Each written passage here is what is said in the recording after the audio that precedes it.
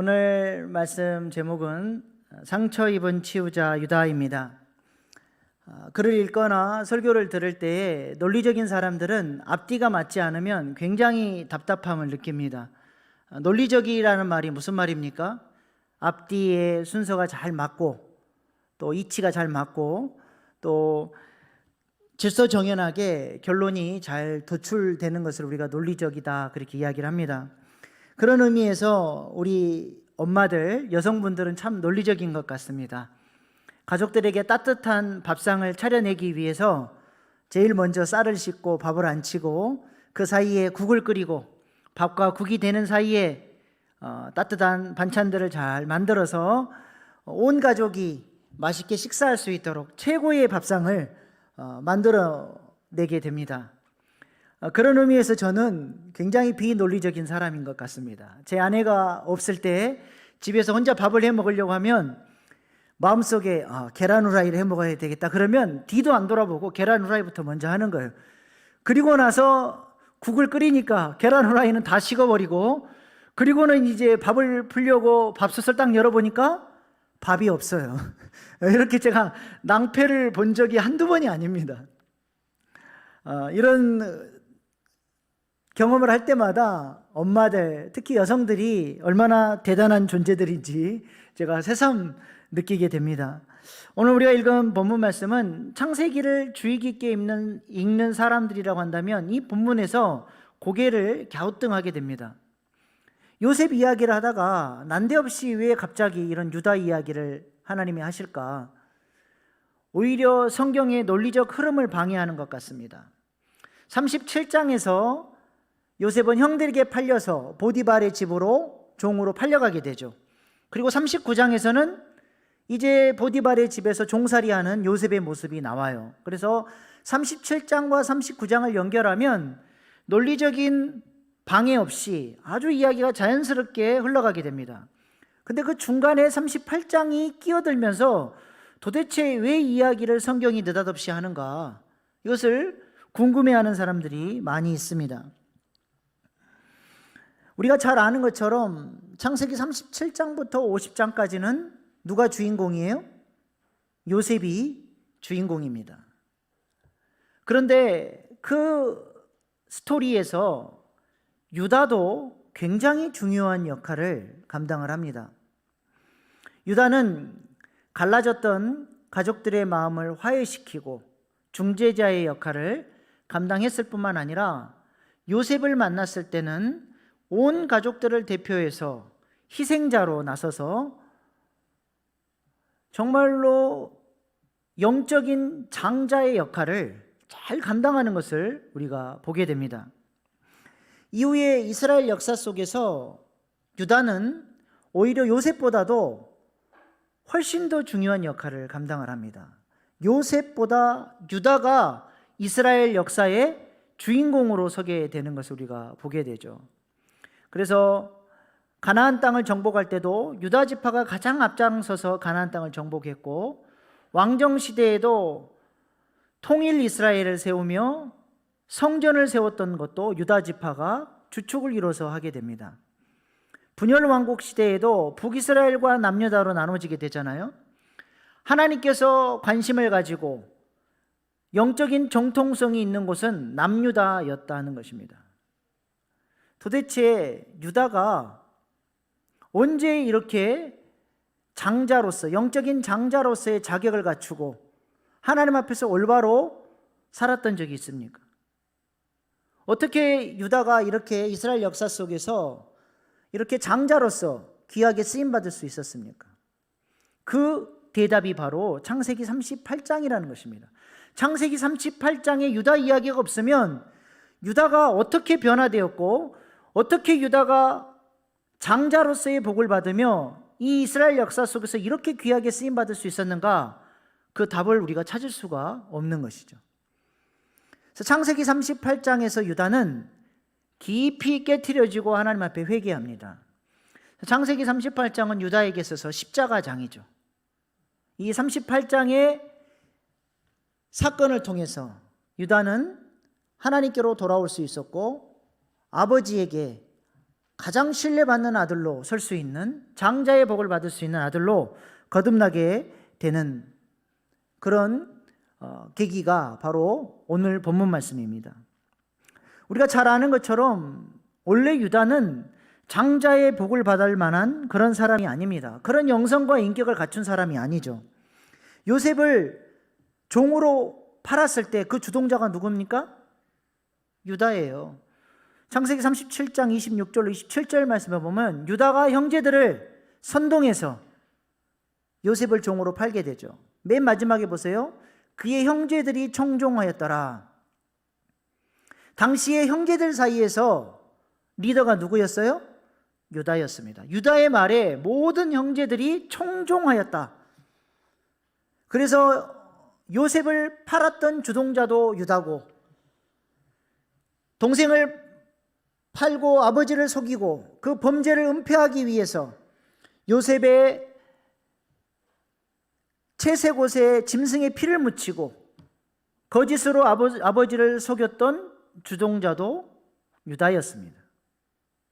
유다는 요셉만 사라지면 아버지의 사랑이 자기에게로 쏟아질 것으로 기대를 했던 것 같습니다.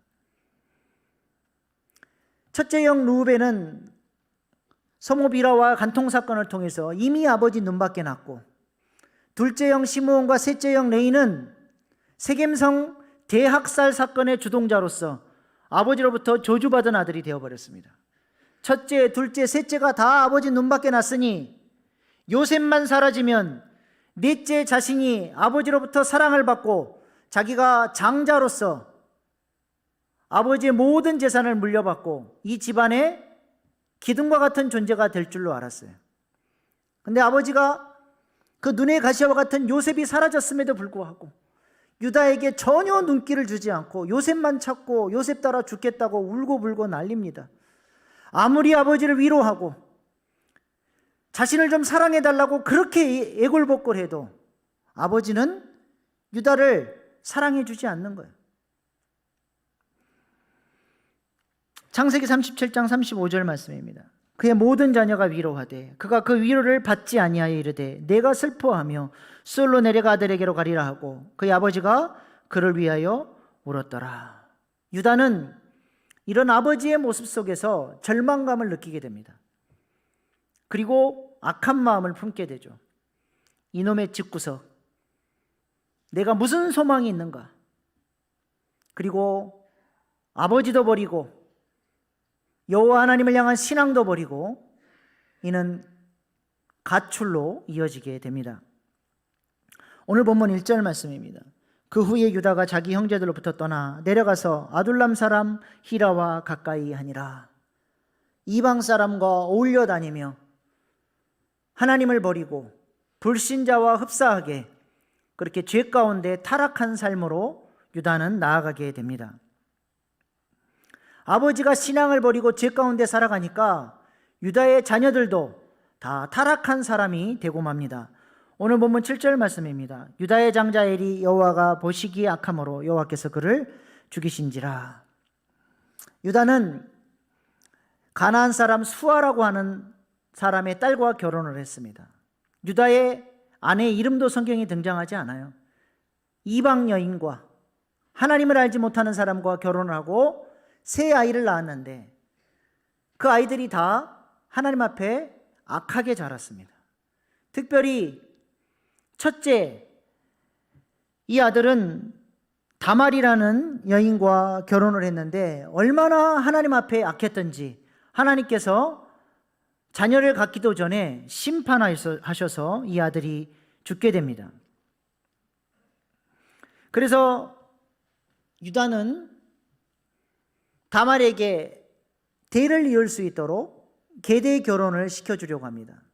당시에는 이런 문화가 있었어요. 형이 자녀를 갖지 못하고 대를 잇지 못하고 죽으면 동생을 통해서 형수를 취해 그 집안의 대가 이어질 수 있도록 하는 그런 문화가 있었죠.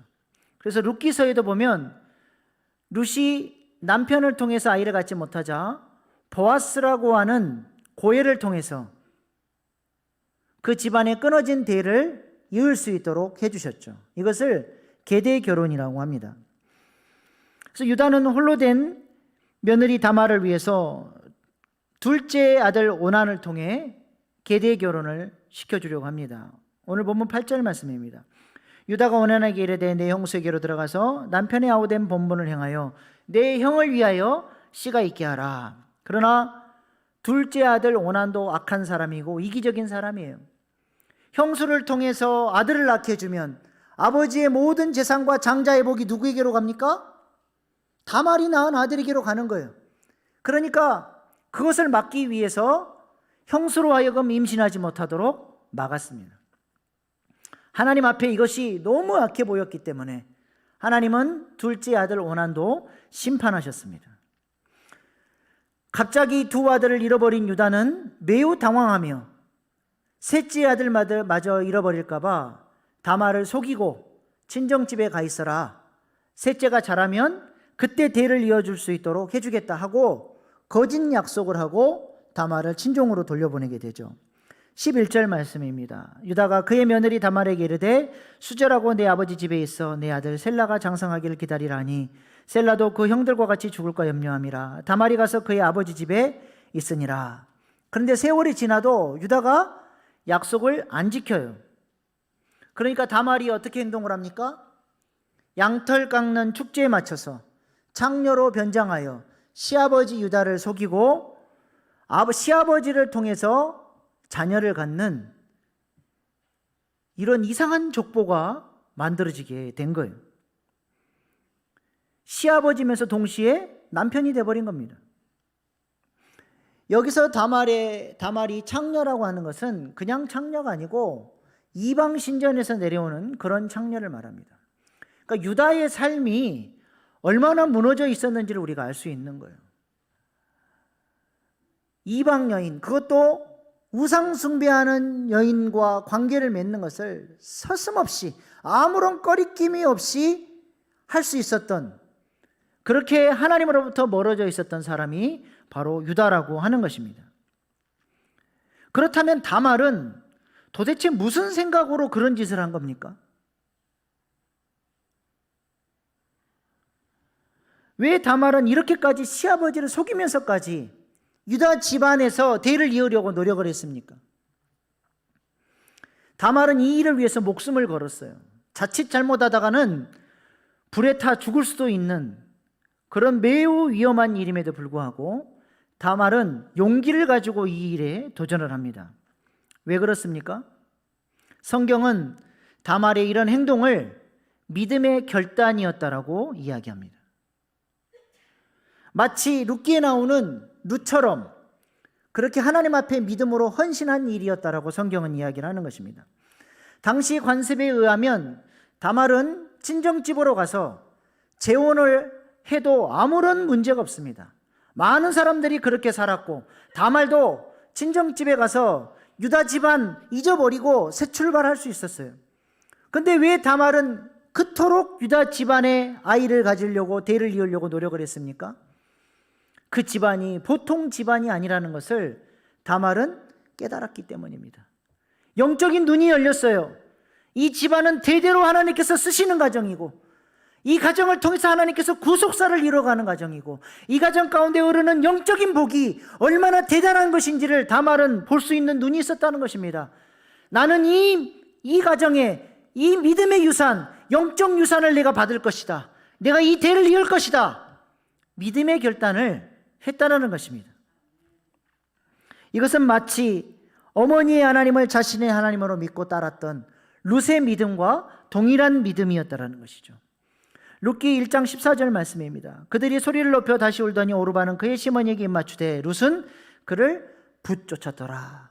룻이 어머니를 붙쫓았다라고 나오는데 여기서 붙쫓았다라는 것은 어머니만 따랐다라는 게 아니라 이 붙쫓았다는 단어는 매우 신앙적인 용어예요. 하나님을 믿고 의지할 때 사용되는 그런 단어입니다. 룻이 하나님을 믿고 의지해서 믿음으로 따랐다라고 하는, 성경은 이 룻을 매우 신앙적이고 영적인 결단이었다라고 인정을 해주죠. 이와 마찬가지로 다말도 이러한 헌신의 결단, 신앙적 결단이었다는 것입니다. 그래서 이 영적 유산을 얻기 위해서 다말이 할 수 있었던 유일한 일은 시아버지를 속여서 대를 잇는 방법밖에 없었습니다. 우리가 이것을 윤리적으로는 설명할 길이 없지만 하나님은 이 다말의 행위를 믿음의 행위로 받아주셨어요. 그래서 룻기서에서 룻이 보아스를 통해서 아들을 얻을 때에 하나님께서 뭐라고 말씀하셨습니까? 룻기 4장 12절 말씀 우리 한번 같이 읽어보겠습니다. 시작.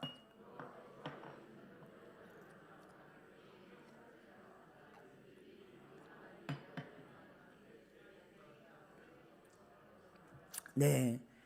자, 보아스를 통해서 룻이 아들 낳는 것이 마치 뭐와 똑같다라는 거예요? 다말이 유다에게서 베레스라고 하는 아들을 낳은 사건과 룻이 보아스를 통해서 낳은 아들 사건은 똑같이 영적이고 하나님께서 기뻐하시는 일이라는 것입니다. 그래서 시아버지 유다도 다말에게 뭐라고 고백합니까? 창세기 38장 26절 말씀, 유다가 그것들을 알아보고 이르되 그는 나보다 옳도다. 내가 그를 내 아들 셀라에게 주지 아니하였음이라고 다시는 그를 가까이 하지 아니하였더라. 여기서 옳다라고 하는 것은 도덕적으로 옳고 그름을 말하는 것이 아니라 다말의 너의 믿음, 하나님을 향한 그 열정, 그 믿음이 하나님 보시기에 옳은 일이었다라고 유다가 인정했다라는 것입니다. 그래서 다말은 유다를 통해서 베레스를 낳고 이 족보에서 다윗 왕이 태어나고 이 족보에서 왕이신 예수님이 태어나게 됩니다. 그래서 다말은 예수 생명 낳는 일에 쓰임받은 영광스러운 왕의 족보에 그 이름을 올리게 됐다라는 거예요. 룻, 다말, 마태복음 1장에 보면 왕의 족보, 하나님 나라를 세웠던 개국 공신들의 그 영광스러운 이름에 룻과 다말이 이름을 올렸다는 것입니다. 생명 낳는 일, 예수 생명 낳는 일, 하나님 나라를 세우는 일에 다말은 이렇게 쓰임 받았다라는 거예요. 여러분은 여러분의 인생이 무엇을 위해서 살아가는 인생이라고 생각하십니까? 무엇을 소중히 여기며 어떠한 열매를 내놓기 위해서 달려가는 인생이십니까? 무엇이 중한디?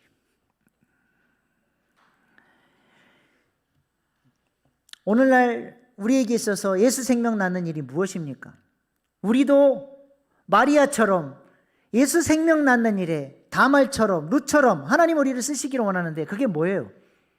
그것이 바로 전도하는 것이고 목장에서 영혼들을 돌보는 것이고 다음 세대 우리 어린 영혼들을 믿음으로 세워나가는 것인 줄로 믿습니다.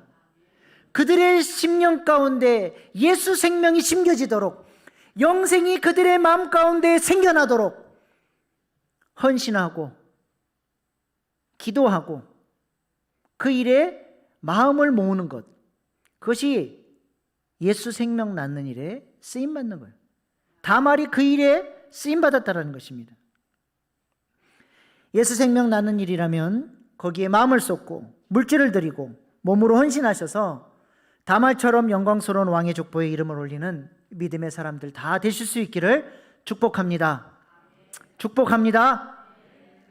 이렇게 며느리 다말은 믿음으로 하나님을 찾는 데 반해 시아버지 유다는 영적으로 방황하며 정신을 못 차리고 있었습니다.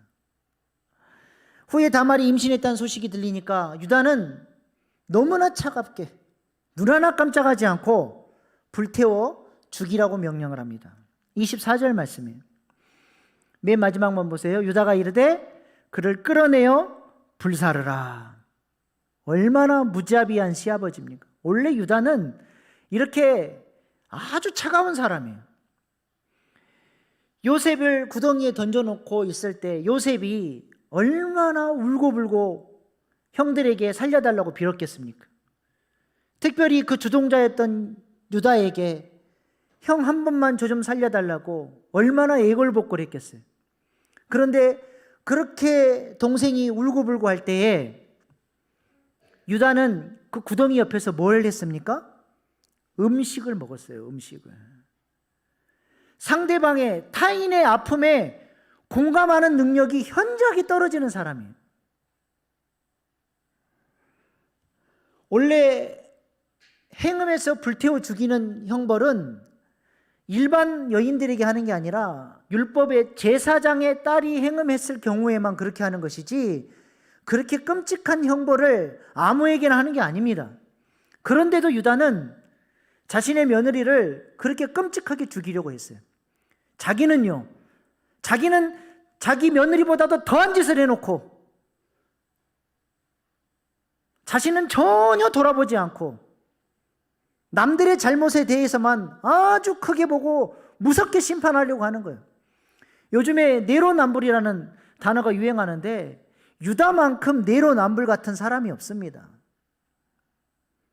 자기는 하나님 앞에 더 큰 범죄를 저지르고 살면서 자신의 며느리를 그렇게 끔찍하게 죽이려고 했다는 것이죠. 그러나 나중에 다말의 뱃속의 아이가 자신의 아이라는 사실을 깨닫고 나서 유다는 정말 큰 충격을 받게 됩니다. 그리고 이 사건 때문에 유다는 하나님 앞에 박살이 나고 깨트려지고 엎드려지게 돼요. 그리고 회개하며 큰 깨달음을 얻게 됩니다. 다말의 모습을 통해서 믿음으로 살아가려는, 믿음으로 영적 유산을 붙잡으려고 하는 그 며느리의 믿음 속에서 자신이 얼마나 부끄러운 인생인지를 깨닫게 된 것이죠. 얼마나 헛되고 헛된 것을 추구하며 살았는지를 깊이 깨닫게 됩니다. 그리고 회개하고 아버지에게로 돌아오죠. 자신이 두 아들을 잃어보니까 그때야 비로소 자식 잃은 아비의 마음이 얼마나 아픈 것인지를 그때야 비로소 조금이나마 깨닫게 되고, 자기가 아버지에게 했던 그 만행이 우리 아버지의 마음을 얼마나 갈갈이 찢어져 왔는지를 자신이 두 아들을 잃어보고 난 이후에야 비로소 깨닫게 됐습니다. 그 아버지의 깊은 슬픔을 유다는 헤아릴 수가 없었어요. 요셉만 찾고 울부짖던 그 아버지를 이해할 수가 없어서 자신을 사랑해주지 않는 아버지에 대해서는 원망을 가지고 그렇게 아버지를 버리고 떠났던 유다가 자기가 깊이 상처받고 아버지와 똑같은 슬픔을 당한 이후에야 비로소 아버지의 마음을 조금 헤아리고 아버지께로 돌아와서 이제 그 아버지의 마음을 만지는 그런 아들로 변화되게 됩니다. 자기가 경험해 보지 않으면 절대 모릅니다. 함부로 타인의 아픔에 대해서 이러쿵저러쿵 말할 수가 없는 존재들이에요. 우리는 근본적으로 다른 사람을 다 이해할 수 없는 그런 존재들입니다. 이것을 조금 유식한 말로 인식론적 한계를 가졌다 말하는 거예요. 우리는 근본적으로 인식론적 한계를 가질 수밖에 없는 존재들입니다.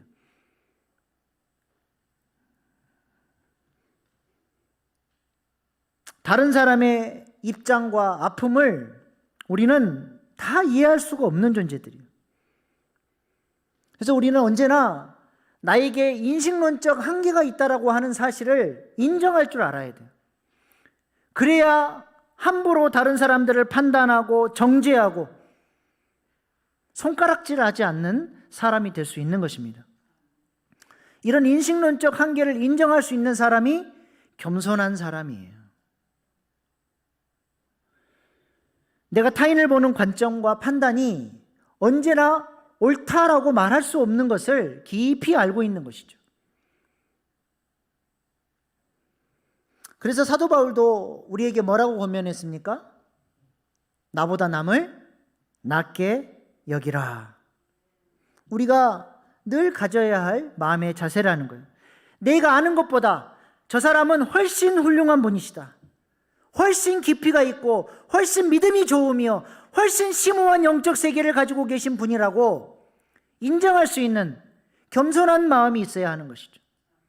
교회 지체들을 대할 때 나의 편협한 관점으로 저 사람은 저런 사람이야, 저 집사님, 저 장로님은 저런 사람이야 라고 함부로 말하면 안 되는 것입니다.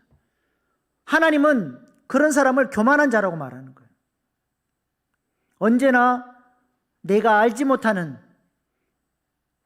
그 부분이 훨씬 뛰어나고 좋은 분이라고 하는 사실을 겸손하게 인정할 때 우리 공동체가 사랑으로 하나 될 줄로 믿습니다. 우리 옆에 계신 분들께 그래서 고백 한번 하겠습니다. 제가 아는 것보다 집사님은 훨씬 훌륭한 분이십니다. 인사 한번 하세요.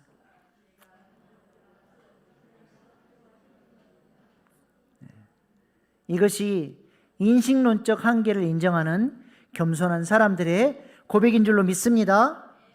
유다도 마찬가지였어요. 아버지를 이해할 수가 없었던 이 유다가 자신이 똑같은 슬픔을 당해보니까 그때야 비로소 사랑하는 아들 요셉을 잃어버렸던 그 아버지의 슬픔을 이제 조금이나마 이해할 수 있게 된 것입니다. 이것을 유식한 말로 인식론적 특권이라 그래요. 아버지를 전혀 이해할 수 없었던 유다가 자신이 아픔을 똑같이 당해보니까 아버지의 마음을 조금이나마 이해할 수 있는 그런 특권, 인식론적 특권이 유다의 마음 가운데 생겨나게 됐다라는 것입니다.